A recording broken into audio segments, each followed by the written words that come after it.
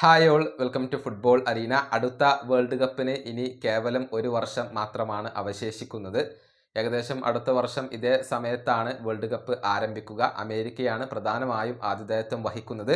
നിലവിലെ ജേതാക്കളായ അർജന്റീന കിരീട ഫേവറേറ്റുകളാണ്. കൂടാതെ യൂറോപ്യൻ വമ്പന്മാരായ ഫ്രാൻസ്, സ്പെയിൻ എന്നിവരൊക്കെ കിരീട ഫേവറേറ്റുകളാണ്. ബ്രസീലിന് ഒരൽപ്പം മോശം സമയമാണെങ്കിലും ഒരു കാരണവശാലും ബ്രസീലിനെ നമുക്ക് എഴുതിത്തള്ളാൻ കഴിയില്ല. കാർലോ ആഞ്ചലോട്ടി അവരുടെ പുതിയ പരിശീലകനായിക്കൊണ്ട് ഇപ്പോൾ എത്തിയിട്ടുണ്ട്.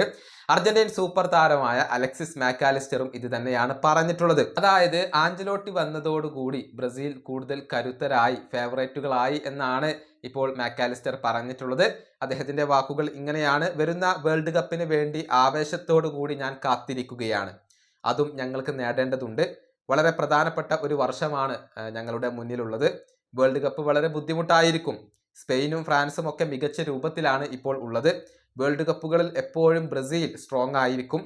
കാർലോ ആഞ്ചലോട്ടി കൂടി എത്തിയതോടെ അവർ ഫേവറേറ്റുകളായി മാറിയിട്ടുണ്ട്. ഇതാണ് അർജന്റീൻ സൂപ്പർ താരം പറഞ്ഞിട്ടുള്ളത്. ഏതായാലും സമീപകാലത്ത് മികച്ച പ്രകടനം പുറത്തെടുക്കാൻ അർജന്റീനയ്ക്ക് കഴിഞ്ഞിട്ടുണ്ട്. ഏറ്റവും ഒടുവിൽ ബ്രസീലിനെ 1-4 ഗോളുകൾക്ക് അവർ പരാജയപ്പെടുത്തിയിരുന്നു. അത് അവരുടെ ആത്മവിശ്വാസം വർദ്ധിപ്പിക്കുന്ന കാര്യമാണ്. അടുത്ത വേൾഡ് കപ്പിന് അവർ യോഗ്യത കരസ്ഥമാക്കുകയും ചെയ്തിട്ടുണ്ട്. ഏതായാലും അടുത്ത വേൾഡ് കപ്പിലും അർജന്റീന ഒരു മികച്ച മുന്നേറ്റം നടത്തും എന്നുറപ്പാണ്. ഈ വീഡിയോ അവസാനിപ്പിക്കുന്നു. അടുത്ത വീഡിയോയുമായി വീണ്ടും കാണാം.